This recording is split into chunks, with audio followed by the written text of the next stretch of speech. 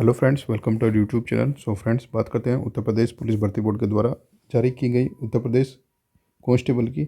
और इसमें हम कांस्टेबल, यूपी एएसआई और UP computer operator, computer programmer, जितनी भी डायरेक्ट रिक्रूटमेंट अभी उत्तर प्रदेश पुलिस भर्ती बोर्ड की ओर से जारी की गई है उन सभी की बात करेंगे। और इनके संबंध में हम बात करेंगे, यदि आपके आवेदन में कोई गलती हो चुकी है, कोई मिस्टेक यदि आपने की है, उसमें संशोधन कब होंगे, क्या क्या पॉइंट्स हैं जो आप संशोधित कर सकते हो। सो फ्रेंड्स, चैनल पर पहली बार आए हो तो प्लीज़ चैनल को जरूर सब्सक्राइब करना फर्दर अपकमिंग अपडेट्स के लिए और बेल नोटिफिकेशन को प्रेस करना, जिससे सभी अपडेट्स आपको रेगुलर प्राप्त होती रहे। आइए स्टार्ट करते हैं आज की वीडियो को। सो फ्रेंड्स, देखिए, अभी हमने नोटिफिकेशन ओपन किया है भर्ती बोर्ड की ओर से। जो नोटिफिकेशन जारी किया गया है ये कांस्टेबल का नोटिफिकेशन है। इसके अकॉर्डिंग देखेंगे हम कि क्या प्रोसेस बताई गई है, कौन कौन सी चीज़ें आपकी मॉडिफाई की जा सकती है, और हेल्पलाइन पर जो कैंडिडेट ने बात की है तो वहाँ पर क्या जवाब दिया गया है, कौन कौन से मॉडिफिकेशन आपके हो सकते हैं।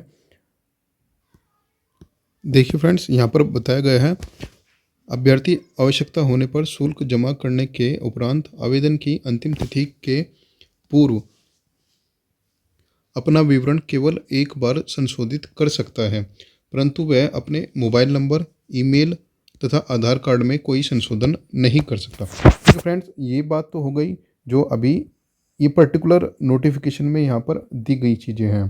ठीक है, अभी बात करते हैं जो एक्चुअल में, देखिए, जो वन डे एग्ज़ाम जो होते हैं उनमें अभी जो वेरियस डिपार्टमेंट एग्ज़ाम लेते हैं उनमें क्या क्या मॉडिफिकेशन दिया जाता है कैंडिडेट को, और इसमें भी जब विंडो ओपन होगी कौन कौन से ऑप्शन आपको देखने को मिल सकते हैं। ज़रूरी नहीं है कि आपको केवल यही ऑप्शन वहाँ पर मॉडिफाई करने के लिए दिए जाए।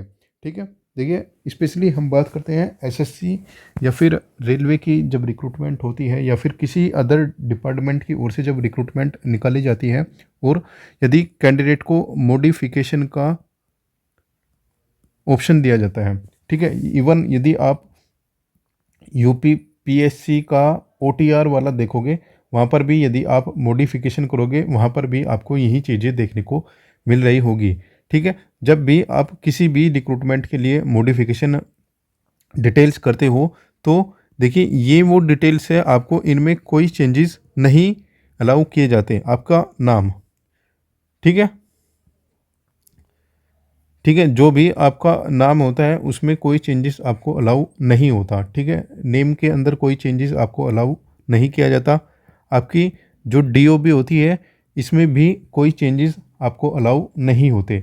आपकी कैटेगरी कैटेगरी इनमें भी कोई आपको अलाउ नहीं होता मॉडिफिकेशन। ठीक है, मोबाइल नंबर और ईमेल आईडी। ठीक है, ईमेल आईडी, देखिए, ये पर्सनल डिटेल्स में आती है ये चीज़ें। ठीक है, ये 5 चीज़ें, ऐसी 5 चीज़ें होती हैं, इनमें कोई आपको ईमेल, और इसके साथ में आप मोबाइल और ईमेल, ठीक है, ये चीज़ें आप जोड़ सकते हो। ये वो चीज़ें हैं जिनमें कोई मॉडिफिकेशन आपको अलाउ नहीं किया जाता। ठीक है, स्पेशली एसएससी की यदि आप बात करोगे, ठीक है, अब काफ़ी कैंडिडेट ऐसे होंगे वो सोच रहे होंगे कि हम तो फॉर्म अभी यूपी पुलिस का अप्लाई कर रहे हैं, तो आप एसएससी या फिर यूपी पीएससी की क्यों बता रहे हो। देखिए फ्रेंड्स, आपका जो पुलिस भर्ती बोर्ड है ये कोई रेगुलर रिक्रूटमेंट निकालता नहीं है। ठीक है, ये चीज़ें सबको पता है। ठीक है, ये केवल और केवल जो भर्ती बोर्ड है 5 साल में, 4 साल में, 3 साल में ऐसे रिक्रूटमेंट निकालते हैं। तो ये जो डिपार्टमेंट है, ये जो भर्ती बोर्ड है, ये फॉलो करते हैं जो रेगुलर डिपार्टमेंट होते हैं, जो रेगुलर रिक्रूटमेंट करते रहते हैं, ये उन डिपार्टमेंट को फॉलो करते हैं। ठीक है, उनके अकॉर्डिंग ही अपनी जो प्रोसेस होती है उसको स्टार्ट करते हैं। देखिए, अभी आपने जैसे पता था कि ओटीआर प्रोसेस स्टार्ट करने वाला है भर्ती बोर्ड, हालांकि वो अभी लागू नहीं हुआ, होगा भविष्य में जाके। तो उसमें जो भी चेंजेस होंगे वो एसएससी या फिर किसी अदर आयोग, यूपी ट्रिपल एससी, इसी के अकॉर्डिंग आपको देखने को मिल रहे होंगे। ठीक है, यूपी ट्रिपल एससी जब आप देखोगे इसमें भी जो मॉडिफिकेशन आपको मिलते हैं वो एसएससी के अकॉर्डिंग ही मिलते हैं। देखिए, जितने भी स्टेट बोर्ड होते हैं, ठीक है, जितने भी स्टेट बोर्ड होते हैं वो एसएससी को ही फॉलो करते हैं, और जितने भी पीएससी बोर्ड होते हैं वो यूपीएससी को फॉलो करते हैं। ठीक है, इसके अकॉर्डिंग आप समझ चुके होंगे कि आपको एसएससी में जोन जोन से मॉडिफिकेशन दिए जाते हैं केवल वही चीज़ें यहाँ पर दी जाएगी। हालांकि केवल यहाँ पर अभी ये तीन से चार चीज़ें ही बताई गई है। देखिए एक्चुअल आपको जब नोटिफिकेशन आएगा 17 और 18 को मॉडिफिकेशन के लिए वहाँ पर बताया जाएगा। ठीक है, आपने हमारे अकॉर्डिंग इन चीज़ों में कोई गलत किया है तो आपको कोई मॉडिफिकेशन का चांस यहाँ पर नहीं मिलेगा।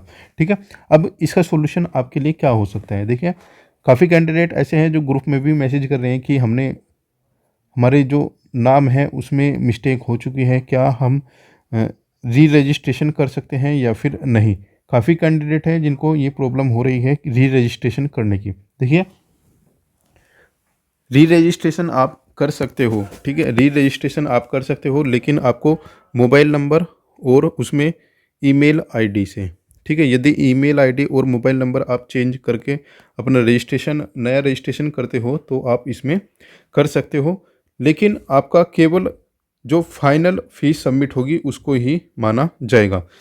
देखिए यहाँ पर बताया गया है अभ्यर्थीगण को निर्देश दिया जाता है कि उनके द्वारा केवल एक ही आवेदन पत्र भरा जाए। ठीक है, यदि किसी अभ्यर्थी द्वारा एक से अधिक आवेदन दिया जाता है तो उसके द्वारा अंतिम सबमिट किया गया आवेदन ही स्वीकार किया जाएगा। ठीक है, ये चीज़ें आप यहाँ पर देख चुके होंगे।